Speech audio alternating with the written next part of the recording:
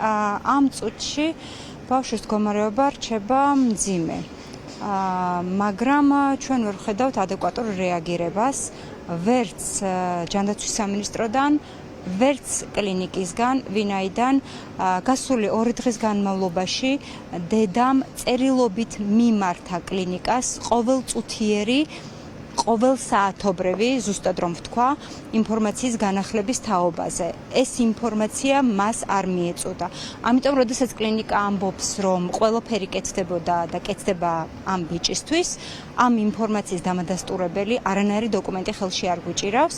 შესაბამისად, რა თქმა უნდა, წარმოიშობა ეჭვი იმის თაობაზე, რომ არ ტარდება ადეკვატური ჩარევა. ეჭვზე მეტი, იმიტომ რომ ხედავთ გაუარესება სიტუაციის და არ გვაძლევენ იმ დოკუმენტაციას, რითიც დადასტურდებოდა, რომ ყველაფერი კეთდება. შესაბამისად, მოთხოვნარი გადაუდებელი ბავშვის გადაყვანის თაობაზე თურქეთში, რასაც ითხოვს დედა და რა თქმა უნდა, რასაც ჭირდება ექიმების თანხმობა და ნებართვა, მაგრამ ექიმების მხრიდან კომუნიკაცია არ არის ადეკვატური. ანუ ის რომ ექიმმა დაწეროს მაგალითად რა შეიძლება მოხდეს, სად შეიძლება მოხდეს, ამ კომუნიკაციას სამწუხაროდ ვერ ვხედავთ. ზოგადი პრობლემა იკვეთება ის, რომ რახან არის შეზღუდული შესაძლებლობის მქონე პირი, ჯერ მოხდა მისთვის უარი სამედიცინო დახმარების გაწევაზე, რაც არის ამგვარი უარი ზოგადად არის კანონის ძალიან სერიოზული დარღვევა და შემდეგ ვხედავთ იმას, რომ მიყვანის დროსაც მოხდა მისი უფლებების დარღვევა და უფრო მეტიც გრძელდება ამ უფლებების დარღვევა. ანუ ამ წუთში ჩვენ გვაქვს ინფორმაციული ვაკუუმი, ეს ინფორმაცია, როდესაც ზეპირად მათი სურვილით ხდება ინფორმირება, საკმარისი არ არის. ჩვენ გვჭირდება ზუსტი მაჩვენებლები იმისა, თუ რა მდგომარეობაა ყოველსაათობრივად და ამ მაჩვენებლებს ჯერ ვერ ვიღებთ. უფრო მეტიც, ის რა დოკუმენტაციაც აქამდე გადმოგცეს, ნახევარი ხელმოუწერელია, ნახევარში არანაირი ინფორმაცია არ არის. ანუ ვფიქრობთ, რომ დარღვევები ახლაც გრძელდება. ამიტომ ითხოვს დედას სასწრაფოდ იმ შესაძლებლობის მიცემას, რომ ბავშვმა გაიაროს ნამდვილად ეფექტური და ადეკვატური მკურნალობა, იქნება ეს თურქეთის თუ სხვა შესაბამის კლინიკაში.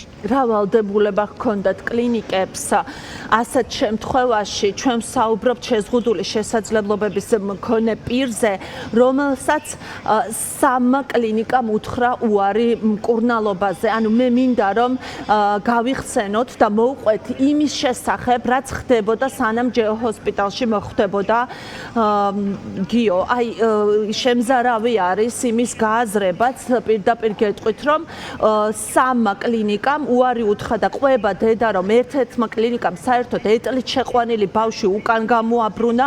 ამის შესახებ მინდა გკითხოთ, რა ვალდებულება ჰქონდათ კლინიკებს, როგორ უნდა ემოქმედათ, თუნდაც სასწრაფო დახმარებას და რა სათხედავთ აქ სისტემური დარღვევის მაგალითს.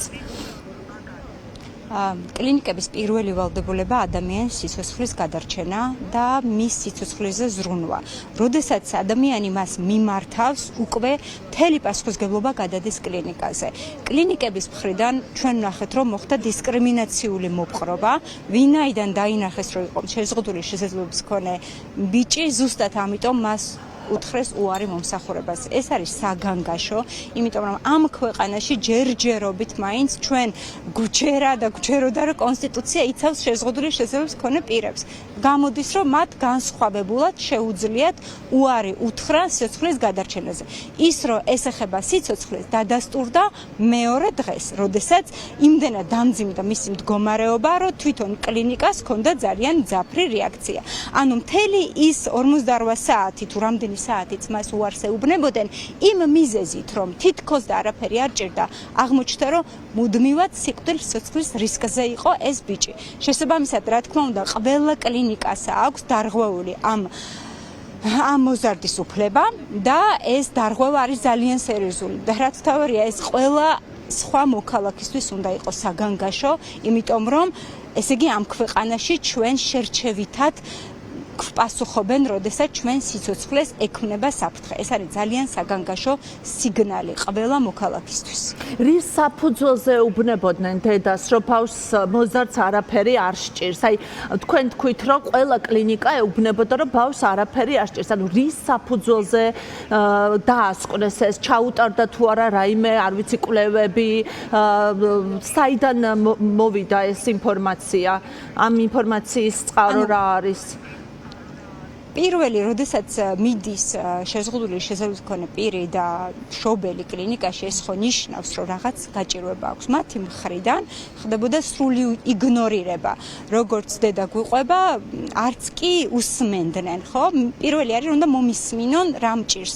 შესაბამისად, არც გამოკვლევა ხდებოდა, რა საფრთხე ემუქრებოდა, არც იმის შესწავლა ხდებოდა, გადაუდებელი იყო თუ არა. და ჩვენ უკვე ეს ვნახეთ, აი ბოლო შემთხვევაში, როდესაც ჰოსპიტალში მოიყვანეს, პირდაპირ ხდებოდა მითითება, რომ ამ ბიჭის ადგილი იყო ფსიქიატრიულში და ამტკიცებდნენ, რომ მას იმდენად არაფერი არ ჭირდა, რომ ფსიქიატრიულში უნდა გადაეყვანათ იმავე საღამოს, იმავე ღამით და ასე შემდეგ. ეს გრძელდებოდა იმ მომენტამდე, სანამ არ დაიწყო კრიზისი. ანუ აღმოჩნდა, რომ მთელი ამ ხნის განმავლობაში ხდებოდა მისი სიცოცხლისთვის რეალური საფრთხის უგულებელყოფა, ვერ დანახვა, იგნორირება ან არ დანახვა. აი თქვენ რომ წარმოიდგინოთ ეს ნიშნავს, რომ მაგალითად ხვალ სასწრაფოს რო გამოვიძახებთ, უბრალოდ არ მოვლე, იმიტომ რომ ვიღაცა ჩათვლის, რომ არ უნდა გაგიწიოთ დახმარება. ამიტომ არის ეს ძალიან საგანგაშო ყველა მოქალაქისთვის, საგანგაშო არის უკვე ხედავთ, რომ ამ ბიჭის სიცოცხლე და ჯანმრთელობა სერიოზული რისკის ქვეშ არის. ამ წუთში სახელმწიფომ მაქსიმალურად უნდა გააკეთოს მობილიზება, მაქსიმალურად უნდა გამოასწოროს, რაც მოხდა აქამდე და გაუწიოს ეფექტური დახმარება. რა დაცვის მექანიზმები არსებობს, აქვს პაციენტის ოჯახის წევრს, როცა კლინიკა არ ასრულებს პასუხისგებლობას, რა შეიძლება აქ გაკეთდეს, სანა? კლინიკა არ არის დამოუკიდებელი კერძო სტრუქტურა. კლინიკა ასრულებს იმ მოვალეობას, რაც ჩვენმა სახელმწიფომ აიღო თითოეული მოქალაქის წინაშე. ჩვენს კონსტიტუციაში წერია, რომ ჩვენი სიცოცხლე უნდა იყოს დაცული. ამის გარანტი არის სახელმწიფო, მთავრობა. კლინიკა ახორციელებს ამ მოვალეობას, იმიტომ რომ მას ეს დაევალა მთავრობის მხრიდან. ყველაფერი სინამდვილეში, რასაც კლინიკა აკეთებს, ეს არის მთავრობის რეაგირება. ის, რომ კონკრეტული ორგანიზაცია თუ შპს ჩვენთვის ამას მნიშვნელობა არ აქვს, რა იურიდიული ფორმა აქვს დღეს კლინიკას. ჩვენთვის ამ შემთხვევაში ამ ადამიანის წინაშე პასუხისმგებელია სახელმწიფო, რომელიც ვალდებულია დაიცვას მისი სიცოცხლე. რაც შეეხება მექანიზმებს, რა თქმა უნდა, სამართლებრივ მექანიზმებს მივმართავთ და მიმართულია მთელი ამ დღეების განმავლობაში, მაგრამ ახლა მექანიზმი რჩება საზოგადოების მოთხოვნა. საზოგადოება უნდა დაუდგეს ამ ბიჭს და ამ ოჯახს მხარში, იმიტომ რომ თუ ერთ ადამიანს ეთქმება უარი მომსახურებას და სიცოცხლეზე, შეიძლება მკაცრად ჭხერს, მაგრამ ესეა. მაშინ არავის სიცოცხლე არ იქნება დაცული და ეს არ შეიძლება დარჩეს ერთ-ერთ ფაქტად. ადამიანს უარი ეთქვა სამედიცინო მომსახურებაზე და მეოთხე საავადმყოფოში უბრალოდ იატაკზე დააწვინეს, რომელიც ჩვენგანი არის თანახმარო, რომ იატაკზე დააწვინონ სამედიცინო მომსახურების ღირსების შემლახვალ პირობებში მიღების დროს. წარმოუდგენელია, რასაც ვისმენთ და აი მე მინდა რომ აქვე აუცილებლად ვუთხრათ ჩვენს მაყურებელს, საერთაშორისო პრაქტიკაში როგორ ხდება შეზღუდული შესაძლებლობების მქონე პაციენტების მიღება კრიტიკულ სიტუაციებში, რასაც ჩვენი ქვეყანა აკლდება, თუნდაც იმ პოლიტიკის გამო, რა პოლიტიკაც აქვს. საერთაშორისო პრაქტიკა ერთმნიშვნელოვნად არის განსაზღვრული, აქ ორი აზრი არ არის და ეჭვები არ არის, რომ გაეროს შეზღუდული შესაძლებლობათა პირთა კონვენცია ადგენს, შშმ პირთა მიმართ უნდა იყოს გაორმაგებული ყურადღება, თუ ეს ბიჭი, ეს ადამიანი ვერ საუბრობს, ეს ნიშნავს, რომ 10-ჯერ მეტად მოგეთხოვება, შეისწავლო რამე ხომ არ უჭირს. 10-ჯერ მეტად არ უნდა უთხრა უარი.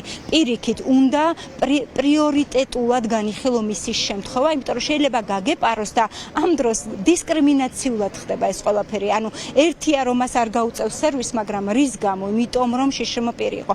საერთაშორისო პრაქტიკაში, კანონმდებლობაში დადგენილია, რომ შშმ პირს ყოველ მიზეზს გარეშე უნდა გაეწიოს მომსახურება და აკრძალულია მათ შორის სისხლის სამართლის გზით ამ მომსახურებაზე უარის თქმა შეზღუდული შესაძლებლობის გამო.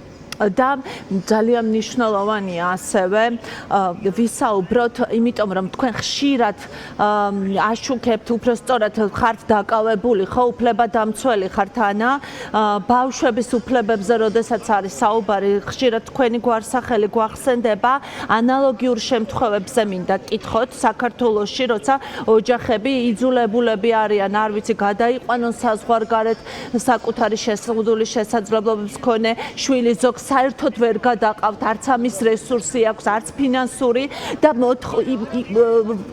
რამდენად ხშირად ხდება, რომ სახელმწიფო სამედიცინო სერვისებს ვერ აწვდის შეზღუდული შესაძლებლობების მქონე პირებს. ძალიან ხშირია ეს სამწუხაროდ, სისტემურია, მე ვიტყოდი და სისტემურია ის, რომ ჩვენ შევეჩვიეთ ინდივიდებისთვის არ ვიცი, რისკზე წასვლას, როდესაც ვცდილობთ მის გადარჩენას სოციალურ ქსელში. ეს არის სიცოცხლის წინააღმდეგ რისკზე წასვლა, იმიტომ რომ ჩვენ არ უნდა გვჭირდებოდეს, ჩვენ ამისთვის ვიხდით გადასახადს ჩვენი ხელფასიდან, რომ თითო და 2 ლარი ჩარიცხვა არ გვჭირდებოდეს. შესაბამისად, ყველა ეს შემთხვევა არის თავისი არსით დარღვევა. უბრალოდ ეს ადამიანები იმდენად სულ მდგომარეობაში არიან, რომ აღარ რჩებათ დრო, რომ დაიცვან თავიანთი სიცოცხლე და ჩვენს დანარჩენი საზოგადოებაც რაღაცნაირად შევეგუეთ ამ უკანონობას. რა თქმა უნდა, უკანონოა, როდესაც ადამიანს ვერ ემსახურებიან საკუთარ ქვეყანაში, იმიტომ რომ ყველასთვის ერთნაირად არ არის მისაწვდომი გადაყვანა საერთაშორისო კლინიკაში, ხო? ეს ზოგისთვის მისაწვდომია, ზოგისთვის არა. ამიტომ ამას უნდა შევხედოთ უფრო სამართლებრივად, უფრო ადამიანების უფლებების კუთხით და ყოველთვის უნდა გქონდეს კითხვები, მკაცრი რეაგირება, რატომ ვერ მოხდა ადამიანის შველა ჩვენს ქვეყანაში. რატომ გვჭირდება თითო ლარის შეგროვება, გადაყვანა და სიცოცხლისთვის რისკის შექმნა და რატომ არ რეაგირებთ დროულად. და ამ შემთხვევამ ალბათ აჩვენა, რომ არ არსებობს პროტოკოლი, ხო, შეზღუდული შესაძლებლობის მქონე პაციენტების მკურნალობისა კრიზისული შემთხვევების დროს. ალბათ ეს უნდა იყოს მთავარი მოთხოვნა ახლა უფლებადამცველების და საზოგადოებისა, რომ ბევრი ვიფიქროთ და მოვითხოვოთ სისტემური ცვლილებები, რომ აღარ განმეორდეს ასეთი შემთხვევები საქართველოში. ყველა პასუხისმგებლიან მთავრობაში დადგებოდა იმის საჭიროება, რომ შეექმნათ კომისია ამ საკითხის შესწავლისთვის, იმიტომ რომ აქ გამოჩნდა ძალიან ბევრი დარღვევა, როგორც პროტოკოლის არ ქონა, ისე დაგვიანებული მომსახურება, მომსახურებაზე უარის თქმა, ასევე არაეფექტური მკურნალობა, ასევე ინფორმაციის მიწოდება, ამას სჭირდება შესწავლა, ამას სჭირდება გამოყოფა სერიოზული დარღვევების და სისტემური ცვლილებებისთვის რეკომენდაციების შემუშავება. ერთი შემთხვევა არ არის ერთი შემთხვევა. აქამდეც იყო ესეთ შემთხვევები და სამწუხაროდ ვერ ვნახეთ რეაგირება და თუ ახლა არ გვექნება ადეკვატური რეაგირება, ხვალ ნებისმიერი ადამიანი შეიძლება მოხვდეს იგივე სიტუაციაში, სამწუხაროდ. და ჯანდაცვის სამინისტროს პოზიციას მინდა რომ შეგახსენოთ, რომ რეგულირების კომისიამ დაიწყო მოკვლევა ამ ფაქტთან დაკავშირებით და ამცხადებენ, რომ თუ კი დადასტურდება, რომ იყო გადაცდომა, აუცილებლად იქნება რეაგირება. ამაზე რას გვეტყვით, ანა? რეგულირების უწყების მოკვლევა საკმარისი არ არის, იმიტომ რომ თვითონ რეგულირებას აქამდე რომ რეაგირება არ ქონდა, შეიძლება ჰქონდეს თავის მხრივ დარღვევა და მის დარღვევას თვითონ ვერ შეისწავლის. ის რომ კანონმდებლობაში აქამდე არ იყო გაწერილი, ის რომ რეგულაციები არ არის, ეს არის მიღმა კლინიკისა. თვითონ სახელმწიფოს სამინისტროს როგორც პოლიტიკის შემუშავებელი უწყების პასუხისგებლობა შეიძლება დადგინდეს. ეს გაცდება რეგულირების მოკვლევის სფეროს, ეს არ არის საკმარისი, მოკვლევა უნდა იყოს უფრო სისტემური. ჯანდაცვის სამინისტროში მეც ვიტყოდი, პარლამენტში უნდა იყოს შექმნილი წესით კომისია და სწავლობდეს ამდენ შემთხვევას, როდესაც ხალხი ვერ იღებს სამედიცინო დახმარებას.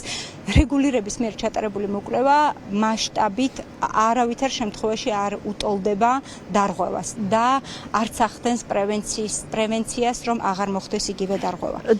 და ბოლოს მინდა კითხოთ ანა, კლინიკა ამბობს, რომ არ აქვს დედის ნებართვა, რომ გასცეს ისაუბროს საჯაროდ და გააკეთოს განცხადება მოზარდის ჯანმრთელობის მდგომარეობასთან დაკავშირებით, რაც იწვევს ერთგვარ ბუნდოვანებას. თქვენ რა იცით ამის შესახებ და ისინი ამბობენ, რომ ელოდებიან ამ დრომდე დედის ნებართვას, რომ საჯაროდ ისაუბრონ ბავშვის ჯანმრთელობის მდგომარეობასთან დაკავშირებით. როდესაც დედას ვესაუბრე, დედამ აღნიშნა, რომ იგი მზად არის ამისთვის, უბრალოდ სამწუხაროდ კლინიკის მხრიდან ხდება დაგვიანება აი ამ კომუნიკაციის. ანუ დედამ რამდენჯერმე აღნიშნა, რომ ის მზად არის ამისთვის, რომ გასცეს ეს თანხმობა. ველოდებით კლინიკის მხრიდან პირველ რიგში ინფორმაციაზე ადრე ველოდებით კლინიკის მხრიდან ბიჭისთვის ადეკვატური მკურნალობის ჩატარებას და ველოდებით რეაგირებას უკვე სამინისტროს მხრიდან, მთავრობის მხრიდან, რომ მოხდეს მისი გადაყვანა, როგორც ამას ითხოვს დედა და როგორც ეს იქნება შესაბამისი მისი ჯანმრთელობის მდგომარეობისა. რეაგირება კლინიკის სიჩუმე არ არის მხოლოდ, ჩვენ ვხედავთ სიჩუმეს ასევე სამინისტროდან, რომელიც არ რეაგირებს სისტემურ დარღვევაზე, ჩვენ ვხედავთ სიჩუმეს მთავრობისგან, რომელიც არ რეაგირებს სისტემურ დარღვევაზე.